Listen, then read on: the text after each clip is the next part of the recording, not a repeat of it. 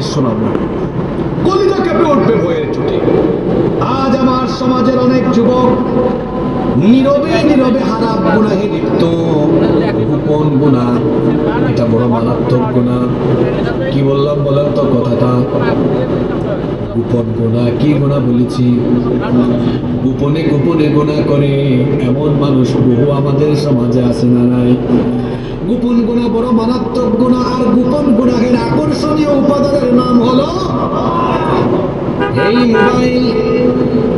এটা বড় আকর্ষণীয় উপাদান, গুনাহের বড় চমৎকার আকর্ষণীয় উপাদান।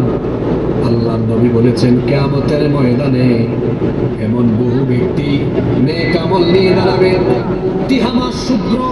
তিহামার শুভ্র পর্বতমালার কথা নবীজি হাদিসে বলেছেন। আল্লাহর নবী বলেছেন তিহামার শুভ্র পর্বতমালার মতো, সাদা পর্বতমালার মতো পর্বতের সমান নেকি কোন যুবক হাজির হবে, কোন বান্দা হাজির হবে, কিন্তু এক মুহূর্তেই তার সকল আমল ভালো হয়ে উড়ে যাবে।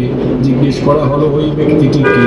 আল্লাহর নবী বললেন এই হলো সেই ব্যক্তি যে ব্যক্তি প্রকাশ্যে ভালো কাজ করে, কিন্তু একাকী নীরবে নিভৃতে যখন যায় তখন সে হারাম বা গোপন গুনাহ করে। আর এই গুনাহে লিপ্ত বেশি যুবক। এখন তো গুনাহের বহু উপাদান আছে, Facebook, Messenger, WhatsApp, Instagram, TikTok, আরো কত জানি কত কি বের হয়েছে এখন। এগুলোতে দেখা যায় জরিনা সকিনারে খোঁচায়, জরিনা সকিনা খুঁজে ওখানে জিনা করে,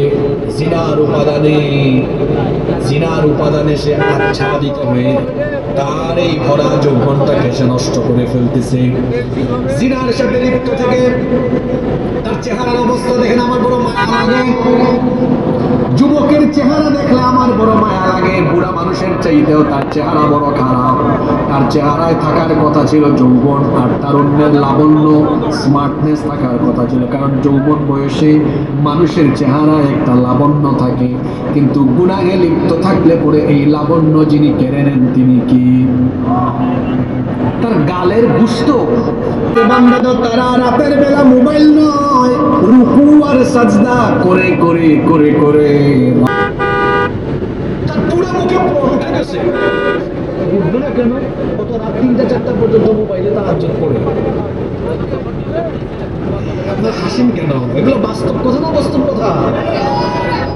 বাংলাদেশের ঐতিহ্যবাহী কুমিল্লা জেলার 14 গ্রাম উপজেলার অন্তর্গত মরহুম সাইফুল ইসলাম স্মৃতি ফাউন্ডেশনের উদ্যোগে আয়োজিত আজকের এই তাফসীরুল কোরআন মাহফিলে মুহতারাম শ্রদ্ধাভাজন সভাপতি, এই এলাকার সর্বজন শ্রদ্ধেয় জনাব মাস্টার হারিসুল হক আতালাল্লাহু আমরাহু ওয়া বারাকাল্লাহু ফি হায়াতিহি, আমরা সবাই বলি আমিন।